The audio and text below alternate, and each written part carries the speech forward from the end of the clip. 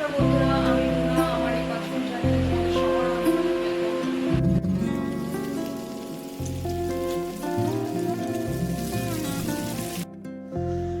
সকালবেলায় বাজার থেকে ভেটকি মাছ নিয়ে আসছে। দেখো সাইজগুলো বড় বড়, ভাবছি এটাই করে ফেলি।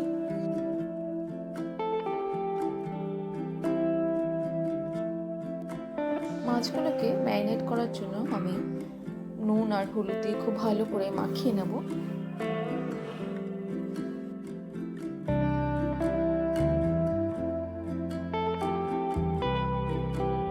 এদিকে আবার কড়াইতে তেল গরম হয়ে গেছে। এবার আমি মাছের পিসগুলো এক এক করে কড়াইতে দিয়ে দেবো।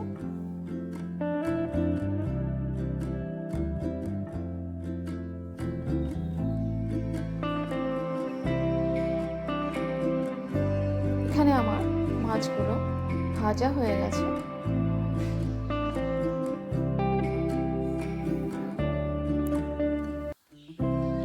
কড়াইতে খানিকটা তেল নিয়ে নিয়েছি। এর মধ্যে দিয়ে দেবো আমি জিরে, তেজপাতা, কিছু গোটা গরম মশলা।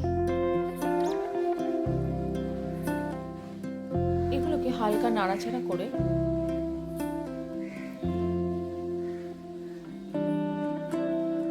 এর মধ্যে আমি দিয়ে দেবো পেঁয়াজ বাটা।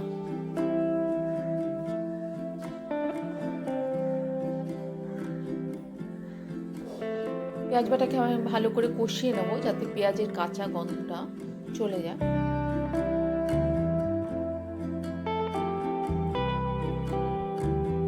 এখানে আমার পেঁয়াজ বাটাটাকে ভালো করে কষানো হয়ে গেছে। এর মধ্যে আমি দিয়ে দিলাম 2 চামচের মতো আদা রসুন পেস্ট।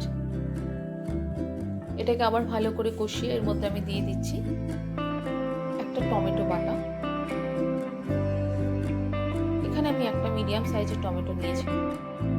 দেখো মশলাটা খুব ভালো করে কষানো হয়ে গেছে। এর মধ্যে আমি দিয়ে দিলাম হলুদ গুঁড়ো, খানিকটা লঙ্কার গুঁড়ো আমি দিয়ে দিয়েছি। এবার আমি সবকিছু খুব ভালো করে কষিয়ে নেব।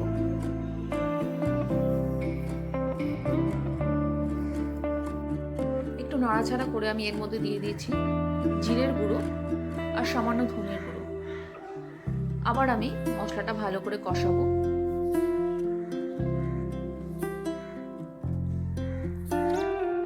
মশলাটাকে খানিকক্ষণ নাড়াচাড়া করে আমি অল্প সময়ের জন্য এটা ঢেকে দিলাম যাতে এটা তাড়াতাড়ি কষানো হয়ে যায়।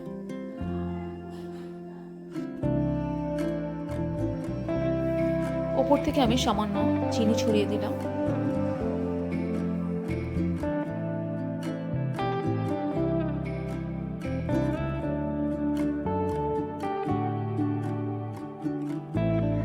এখানে মশলাটা খুব ভালো করে কষানো হয়ে গেছে। এবার আমি এর মধ্যে দিয়ে দিচ্ছি জল। খুব বেশি জল আমি অ্যাড করব না।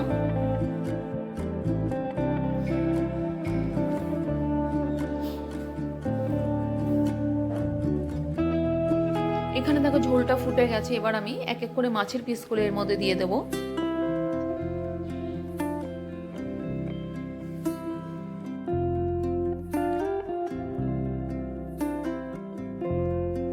ওপর থেকে ছড়িয়ে দিলাম খানিকটা ধনেপাতা। আমি এবার গ্যাসটা কমিয়ে খানিকক্ষণের জন্য এটাকে ঢেকে দেব।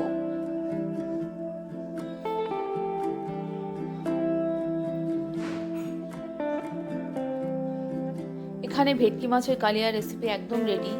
আমার এই রেসিপি তোমাদের কেমন লাগলো অবশ্যই কমেন্ট করে জানিও। খুব সহজেই বানিয়ে ফেলা যায়। যদি ভালো লাগে লাইক আর সাবস্ক্রাইব করে পাশে থেকো।